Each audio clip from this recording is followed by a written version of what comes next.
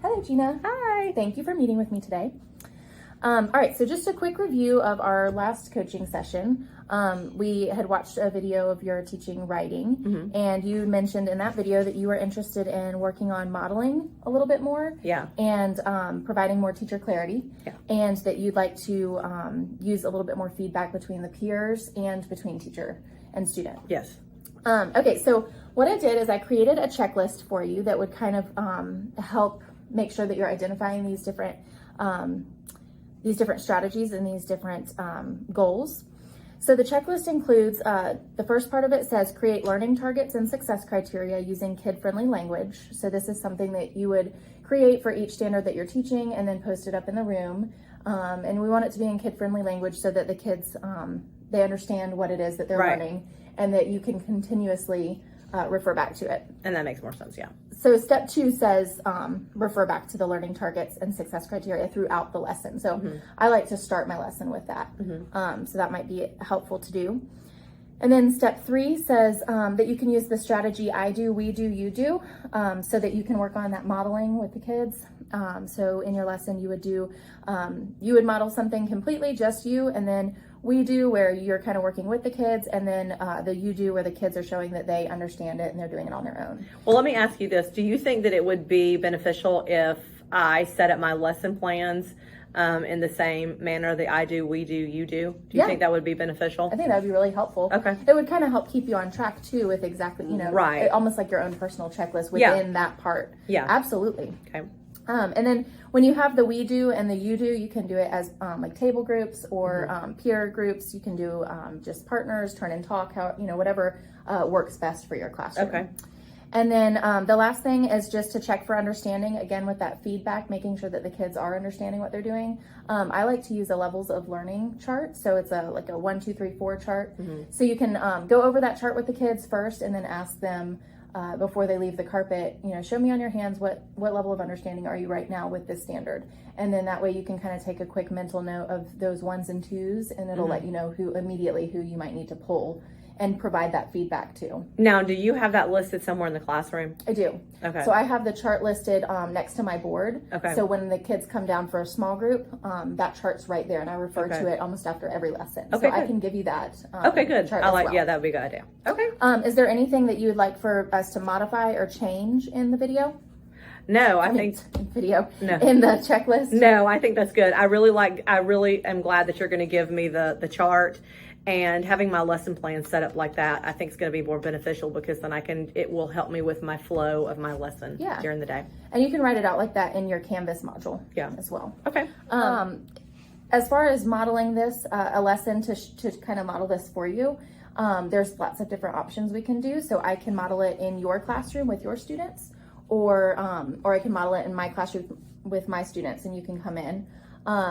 We could also do a video where I can just video myself doing this lesson with my students, and then you can watch the video, or you and I can watch it together. Or we can do it just in an empty classroom without students one day after school.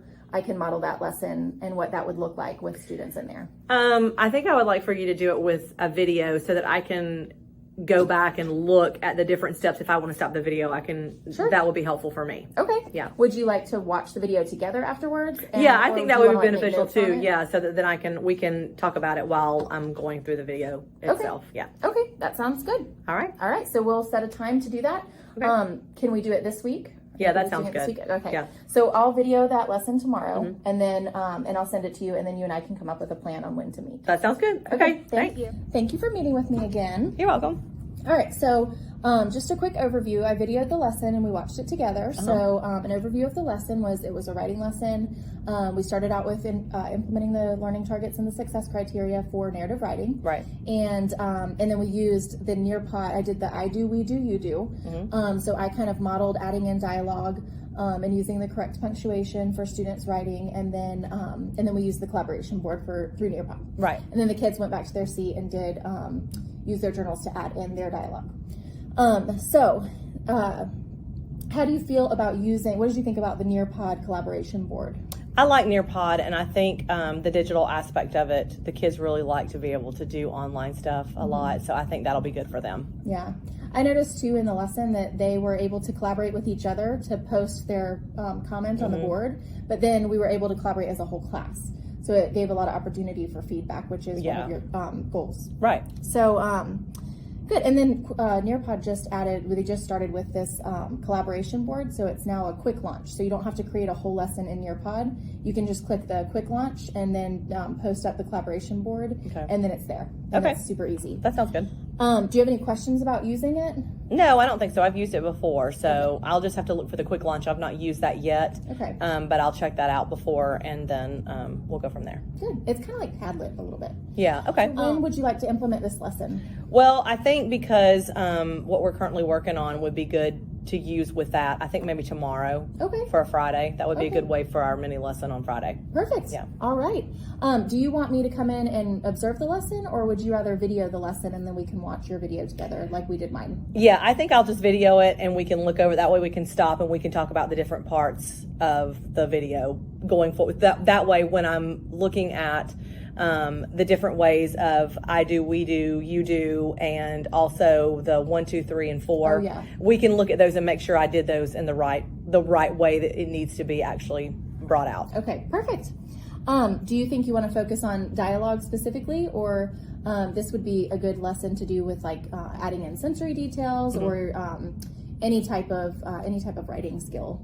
No, I think dialogue, because that's what we're currently working on, and I think that would be good for them to be able to see it and then talk about it with their partner, and also so that we could all talk about it as a group together, and make them feel more comfortable with being able to write the dialogue. Yeah, and then we'll be starting a narrative writing task next week anyway, so this will be a good opportunity Yeah. for them to I agree. add the dialogue into their narrative writing. Okay. All right. Thanks. Well, thank you. Can't wait to see it tomorrow.